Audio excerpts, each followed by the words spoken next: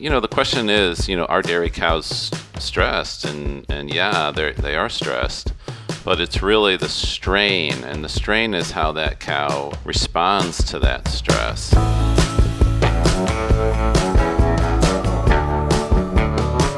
Welcome to Rumination. Hi, I'm your host, Chris Gwynn, and today we're honored to have Dr. Matt Lucey, Professor of Animal Science at the University of Missouri, Columbia campus, and past editor-in-chief of the Journal of Dairy Science.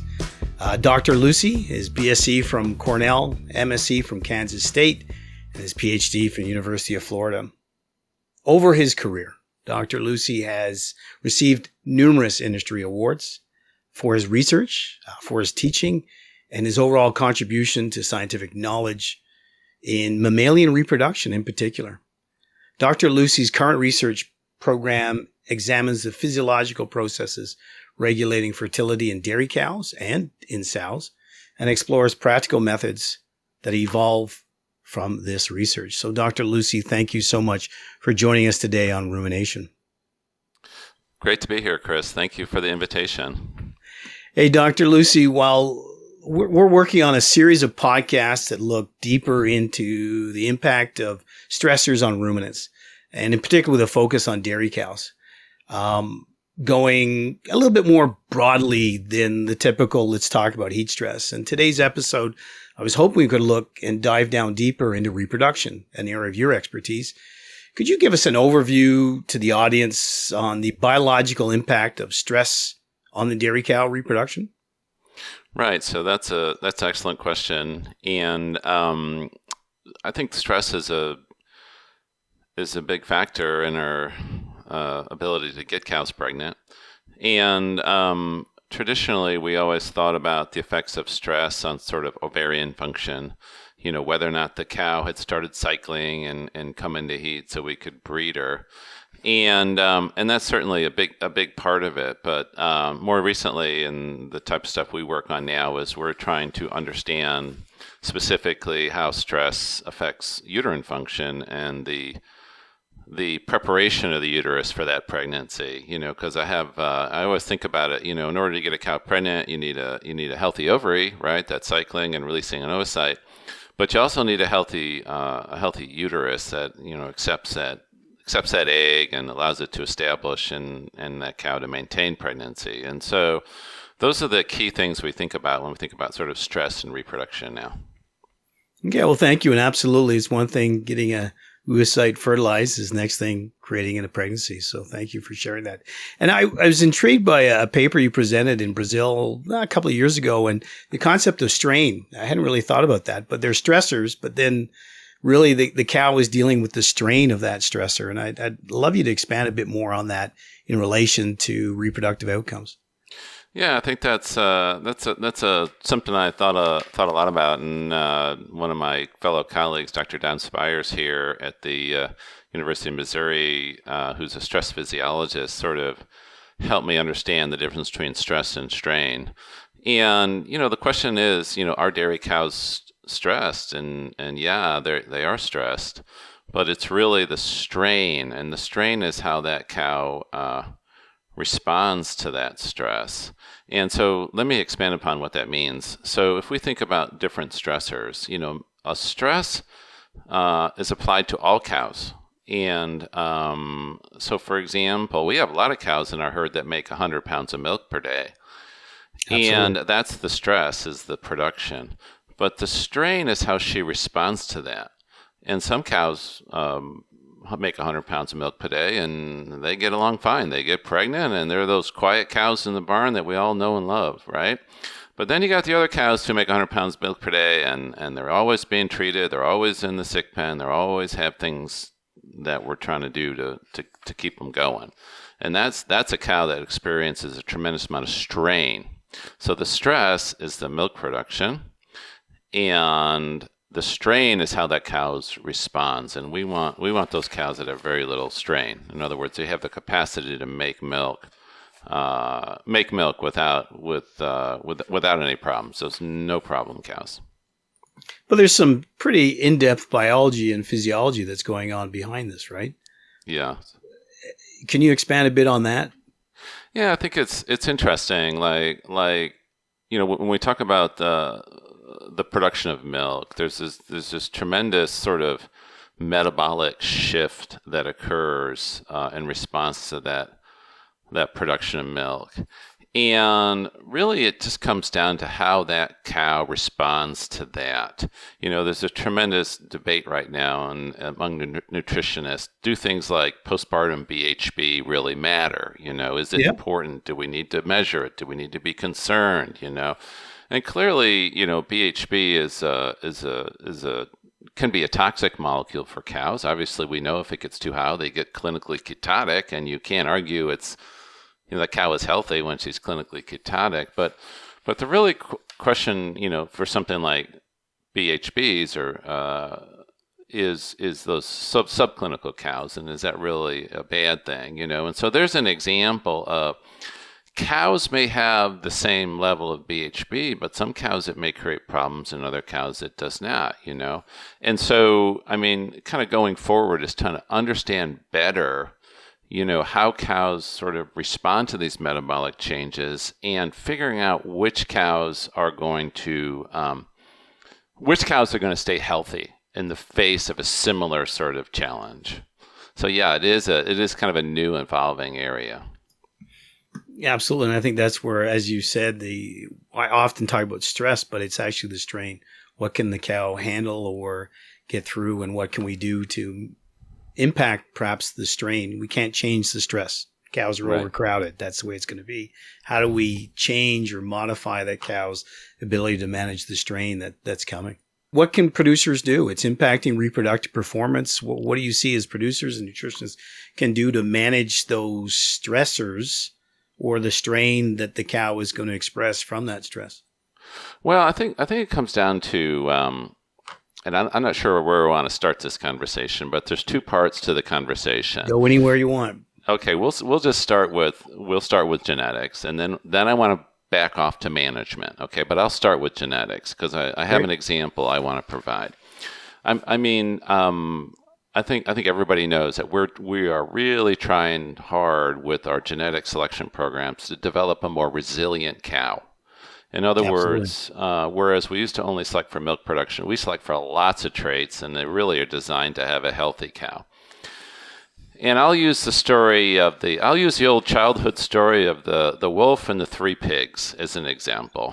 And if you remember the story of the wolf and the three pigs, there was three pigs. One built a house made out of straw.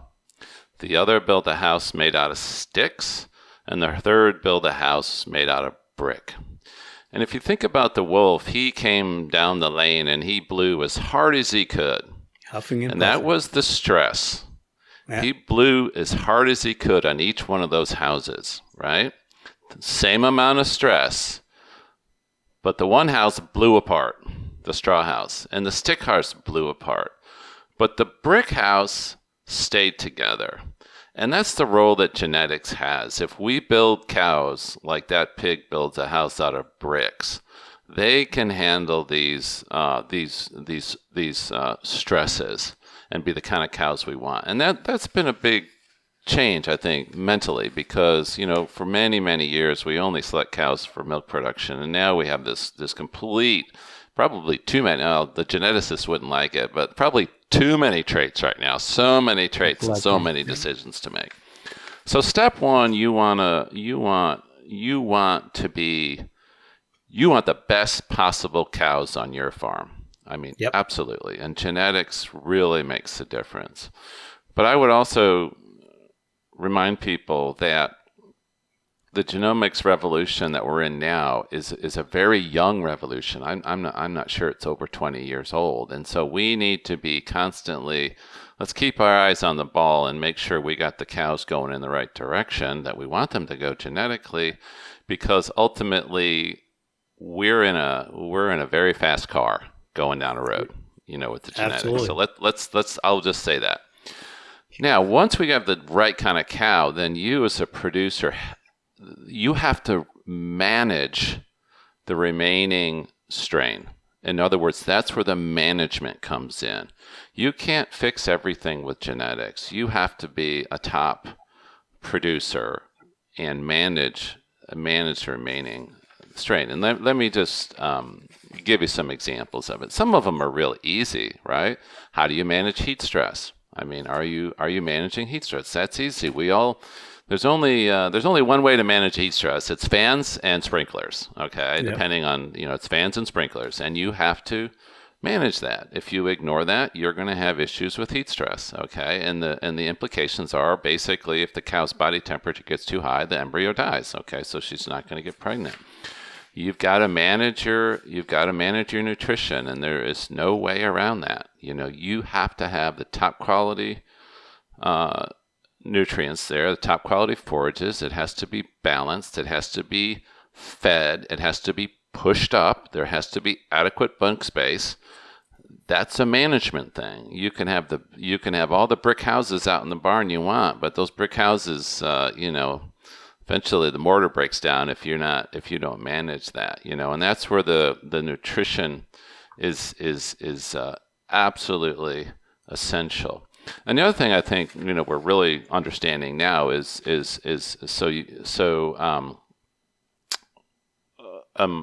third thing I would say is that when we talk about reproduction, people often try to manage reproduction during the breeding period, but reproduction doesn't start during the breeding period. Reproduction starts, in the transition cow pens, in the dry cow pens. That's where the reproduction starts. When I talk to elite producers, those guys that are doing everything right, I'll never forget I was down in New Mexico. The highest producing cows in America are found in New Mexico. And I asked him, so tell me, how do you get such fertile cows on this herd? You're doing phenomenal. And I thought he would tell me, oh, it's my synchronization program or this or that. And he said, I just worry about the transition cow pen. Yeah. I worry about my dry cows and my transition cows, and I know if they have a healthy transition that they're going to do really well. So I would encourage people when they think about this thing, obviously you got to have your heat stress mitigation in place, and you've got to have that healthy transition cow pen. And again, the reason that transition cow pen is so important is because if they get a reproductive disease or if they get sick, there's always going to be a long-term drag on that cow. All the data would support that if your transition cow pen is a wreck, that has implications for a very, very long time. So start there. Get your nutrition right. And then finally, I think one of the things, at least in America, we think a lot about is just animal handling and that sort of psychological stress. We hear so much about that now. It's okay. Are you handling your cows appropriately so that they are calm, quiet animals? They don't need more stressors, right? And people should not do that. So those are some ideas, at least. And those are things, and you've talked about in some papers, the psychological stress of animal handling negatively impacting even reproductive outcomes. Right. Yeah, for sure. And so it just comes down to is cows are interesting. Okay. And so, and they recognize people and they know people, and cows want consistency in their lives. Okay. I mean, they want TMR every day. They want it fed the exact same way, with the same tractor, by the same person, at the same time. Okay. And that's how they want to interact with milkers. That's how they want to interact with people. They want that consistency. I always tell in my freshman class, I always tell them, if you ever watch cows in a robot barn, cows love robot barns. They love a robot barn. Why do they love a robot barn? Well, because that robot does everything exactly the same every single day. Every movement, every noise, every touch never changes. They love robots, and so people aren't robots and robots aren't for everybody. But let's remember, maybe we should be like a robot. I don't know. Always a very similar interaction, so cows are never surprised. No, that's a great points. Thank you. There was one topic I wanted to address a little bit, which was glucose. You talked about some of this paper, and And I think we always think about glucose for milk production, but it's got some pretty key roles in reproduction. I wonder if you could take a couple of minutes just to highlight those to remind the audience of how that impacts the reproductive fitness of a cow. Yeah, so glucose is a really tough molecule for a ruminant, because they take in all these nutrients and they metabolize them, and they break them down into smaller molecules. And then they have to resynthesize that glucose in the liver, and of course that glucose is made it's used for lactose synthesis. But really, glucose is kind of a master regulator of all the metabolism of a cow. So it's controlling the NEFA release, the Bhps, a variety of hormones, and so. And so it's a really kind of tricky molecule to get right, because if you feed, for example, too much starch and too little forage, then you deal with digestive problems. Yep. If you feed too much forage and not enough starch, then you don't get enough glucose into the system. So people often think, well, I'll just crank up my starch, for example, and that'll fix it. Well, it doesn't always, feeding lots of concentrate doesn't always fix everything in a ruminant. Yep. That's where your nutrition comes in.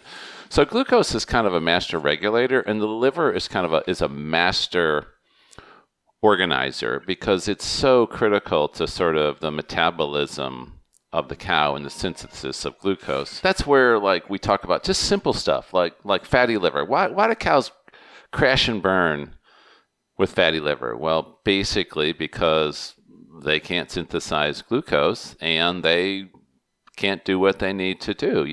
Why are we so sensitive to the body condition score in transition cow pens? Why is that so important? It has to do with sort of fatty liver and the mobilization of too many fatty acids early postpartum. And so I will say that's been a big change sort of in my life. When I was in college, we always talked about this wonderful thing, how cows could lose all this weight early postpartum and support milk production. And look at us now. We're like, well, okay, but no more than half a score and not too much. Yep. Because it creates a lot of problems, And so glucose is really, really critical. But the thing you have to understand about glucose, and we get a lot of questions about this, it's not really an easy molecule to, you can measure it easily, but really if you want to know whether or not you got a problem, you probably need to look at ketones, blood ketones, and or non-esterified fatty acids. Those are a better indicator of whether or not you got a problem. But again, as you know, Chris, maybe not in Canada. I'm assuming we're coming out of Canada here. We're coming out of all the world. We're live all over to the world. Well, okay. So, but I don't know about the rest of the world, but in the United States, people are really asking questions about, what is an appropriate cut point for BHBs. Yeah. And we talk about that all the time. And as you said earlier, some cows manage it just fine at a higher level, and other cows crash and burn at lower levels. Yeah. It's really important I think you have to understand the genetics of cows is moving so fast right now. Yeah. And as we select for more resilient cows, those brick houses, a lot of these cut points are going to change. Okay. So for example, it takes years and years of research by physiologists and reproductive biologists to understand this cut point, right? Well, as cows get more resilient, maybe they can tolerate a higher level of BHBs. I mean, that could be, there's two options. A cow being more resilient, either she has lower ketones because of genetic selection, or she can tolerate higher ketones. She's got a suit of armor that we've given her. And so that's where I think it's important to understand that we are breeding for better cows, healthier cows, stronger cows. And, if a cut point,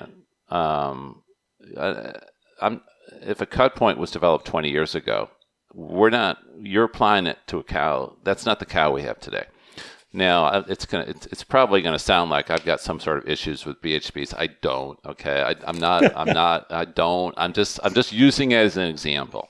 How's that sound? No, absolutely. It's been a useful tool in the field to understand what's going on at the herd level, especially in transition. But again, if the cow is eating great and milking crazy, maybe it doesn't matter, right?